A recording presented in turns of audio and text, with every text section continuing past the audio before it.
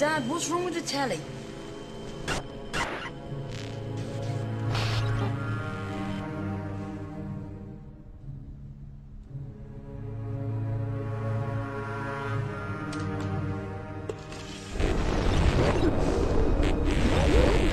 Good evening, London.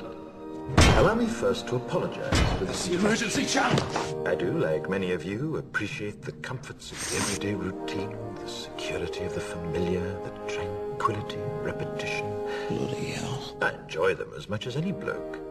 But in the spirit of commemoration, whereby those important events of the past, usually associated with someone's death or the end of some awful bloody struggle, are celebrated with a nice holiday, I thought we could mark this November the 5th, a day that is sadly no longer remembered, by taking some time out of our daily lives to sit down and have a little chat.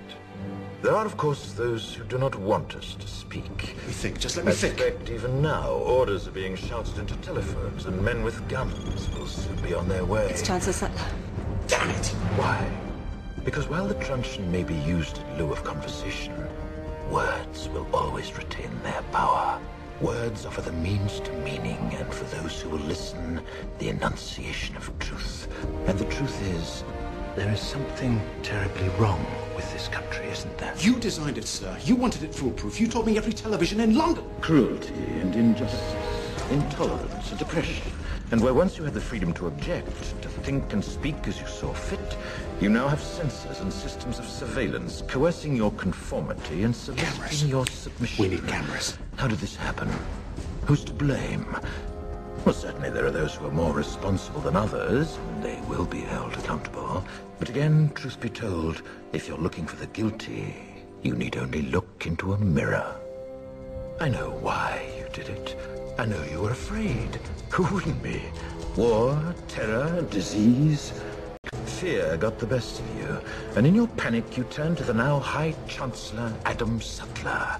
He promised you order, he promised you peace, and all he demanded in return was your silent, obedient consent.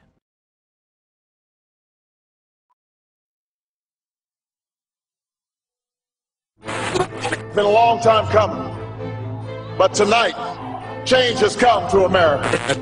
I will promise you this, that if we have not gotten our troops out by the time I am president, it is the first thing I will do. I will get our troops home. We will bring an end to this war. You can take that to the bank. That's why I have a plan that will bring our combat troops home by March of 2008. That's why I put forward a bill that would begin a phased redeployment and have all our troops out by March 31st of next year. Close down Guantanamo, restore habeas corpus. I intend to close Guantanamo, and I will follow through on that. No more illegal wiretapping of American citizens. No more national security letters to spy on citizens who are not suspected of a crime. No more ignoring the law when it is inconvenient. Well, I think at this point he's perfected the art of forgetting Barack Obama the candidate. The Secretary of Defense, Robert Gates, said again yesterday that the U.S. would be willing to extend the U.S. military presence in the country. It's a plan Obama has already approved. Several tens of thousands of U.S. troops indefinitely staying in Iraq, not withdrawal in Iraq, potentially doubling forces in Afghanistan. Well, it is now November of 2011. Guantanamo Bay continues to be open for business. President Obama today proposed something new. Something called prolonged detention, indefinite detention without trial. That's what this is. That's what President Obama proposed today. U.S. President Barack Obama has signed the defense bill. So the last thing the president did in 2011 was sign a bill that pretty much does away with due process. That would authorize him to use the military to arrest people in the United States, to keep them from a lawyer, to keep them from a judge, to keep them from a jury, to lock them up for as long as he wants. And he's even authorized the killing of a U.S. citizen. Tim Geithner has been picked as the next Treasury Secretary. Geithner's expected nomination was greeted with praise across Wall Street. Timothy Geithner appointed Mark Patterson, former top lobbyist for Goldman Sachs, as his chief of staff. Goldman Sachs was the largest domestic recipient of funds in this AIG counterparty arrangement. Joshua Bolton was actually the London office manager for Goldman Sachs. The chief of staff for Timothy Geithner today is someone from Goldman Sachs. Mr. Kashkari, who's handling the TARP, he was from Goldman Sachs. I mean,